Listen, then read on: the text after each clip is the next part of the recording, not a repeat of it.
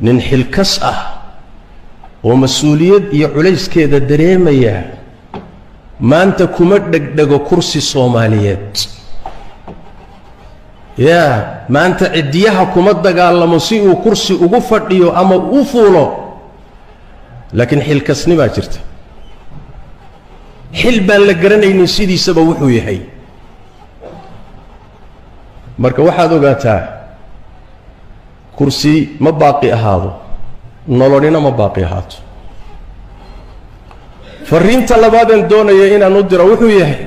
waxay tahay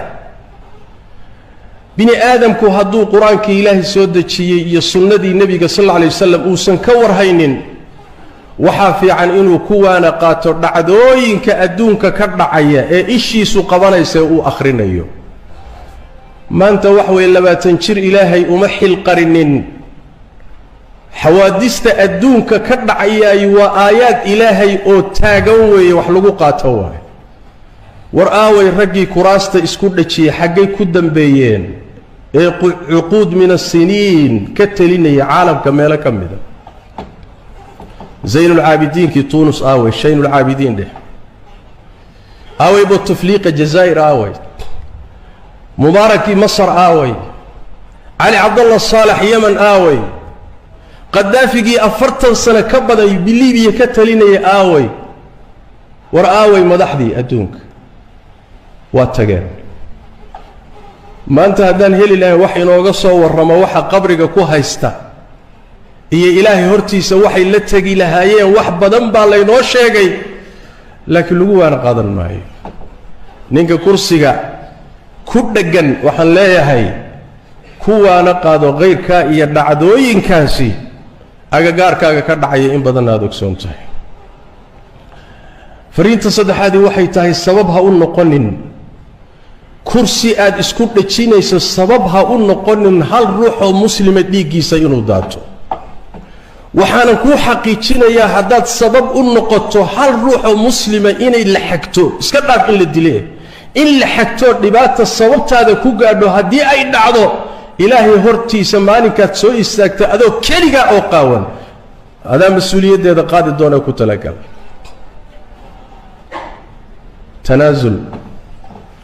تنازل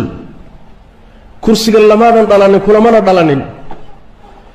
ummadda masaalixdeeda iyo danaheedana wax badan baa looga tagaa danahaaga khaaska baa looga tanaazulaa tanaazugu waa khayr iyo maslaxo nin xilkas ah oo mas'uuliyad iyo culayskeeda dareemaya maanta kuma dhegdhego kursi Soomaaliyeed maanta cidiyaha kuma dagaalamo si uu kursi ugu fadhiyo ama u fuulo laakiin xilkasni baa jirta xil baan la garanaynin sidiisaba wuxuu yahay marka waxaad ogaataa kursi ma baaqi ahaado nololina ma baaqi ahaato fariinta labaadan doonaya inaan u diro wuxuu yahay waxay tahay bini aadamku hadduu qur-aankii ilaahay soo dejiyey nin xilkas ah oo mas'uuliyad iyo culayskeeda dareemaya maanta kuma dhegdhego kursi Soomaaliyeed maanta cidiyaha kuma dagaalamo si uu kursi ugu fadhiyo ama u fuulo laakiin xilkasni baa jirta xil baan la garanaynin sidiisaba wuxuu yahay marka waxaad ogaataa kursi ma baaqi ahaado nololina ma baaqi ahaato fariinta labaadan doonaya inaan u diro wuxuu yahay waxay tahay bini aadamku hadduu qur-aankii ilaahay soo dejiyey iyo sunnadii nebiga sallallahu alayhi wasallam uusan ka warhaynin waxaa fiican inuu kuwaana qaato dhacdooyinka adduunka ka dhacaya ee ishiisu qabanaysa uu akhrinayo maanta wax way 20 jir ilaahay uma xil qarinin xawaadista adduunka ka dhacayay waa aayaad ilaahay oo taagan weeye wax lagu qaato waay war aaway raggii kuraasta isku dhajiyay xaggay ku dambeeyeen ee cuquud min as-siniin ka talinaya caalamka meelo ka mid ah zaynul aabidiin ki tunis aaway shaynul aabidiin de aaway bouteflika jazaa'ir aaway mubaarakii masar aaway cali cabdallah saalax yeman aaway qadaafigii 40 sano ka badan biliibiya ka talinaya aaway war aaway madaxdii adduunka waa tageen maanta haddaan heli lahayn wax inooga soo warramo waxa qabriga ku haysta iyo ilaahay hortiisa waxay la tegi lahaayeen wax badan baa laynoo sheegay laakiin lagu waana qaadan maayo ninka kursiga ku dheggan waxaan leeyahay kuwaana qaado qayrkaa iyo dhacdooyinkaasi agagaarkaaga ka dhacaya in badan aad ogsoon tahay fariinta saddexaadii waxay tahay sabab ha u noqonin kursi aad isku dhajinayso sabab ha u noqonin hal ruux oo muslima dhiiggiisa inuu daato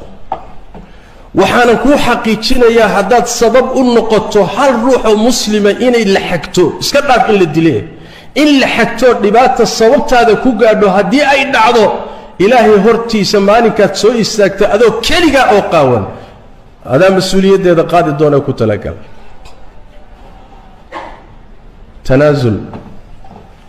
tanaasul kursiga lamaadan dhalanin kulamana dhalanin ummadda masaalixdeeda iyo danaheedana wax badan baa looga tagaa danahaaga khaaskaa baa looga tanaasulaa tanaasulku waa khayr iyo maslaxo nin xilkas ah oo mas-uuliyad iyo culayskeeda dareemaya maanta kuma dhegdhego kursi soomaaliyeed yaa maanta ciddiyaha kuma dagaalamo si uu kursi ugu fadhiyo ama u fuulo laakiin xilkasnimaa jirta xil baan la garanaynin sidiisaba wuxuu yahay marka waxaad ogaataa kursi ma baaqi ahaado nolonina ma baaqi ahaato fariinta labaadeen doonaya inaan u diro wuxuu yahay waxay tahay bini aadamku hadduu qur-aankii ilaahay soo dejiyo nin xilkas ah oo mas-uuliyad iyo culayskeeda dareemaya maanta kuma dhegdhego kursi soomaaliyeed yaa maanta ciddiyaha kuma dagaalamo si uu kursi ugu fadhiyo ama u fuulo laakiin xilkasnimaa jirta xil baan la garanaynin sidiisaba wuxuu yahay marka waxaad ogaataa kursi ma baaqi ahaado nolonina ma baaqi ahaato fariinta labaadeen doonaya inaan u diro wuxuu yahay waxay tahay bini aadamku hadduu qur-aankii ilaahay soo dejiyey iyo sunnadii nebiga sal alla alay wasalam uusan ka warhaynin waxaa fiican inuu kuwaana qaato dhacdooyinka adduunka ka dhacaya ee ishiisu qabanaysa uu akhrinayo maanta wax weeye 20 jir ilaahay uma xil qarinin xawaadista adduunka ka dhacayay waa aayaad ilaahay oo taagan weeye wax lagu qaato waay war aaway raggii kuraasta isku dhajiyay xaggay ku dambeeyeen ee cuquud min as-siniin ka talinaya caalamka meelo ka mida zaynul caabidiinkii tuunus aaway shaynul caabidiin dheh aaway bouteflika jazaa'ir aaway mubaarakii masar aaway cali cabdallah saalax yeman aaway qadaafigii 40 sano ka badan biliibiya ka talinaya aaway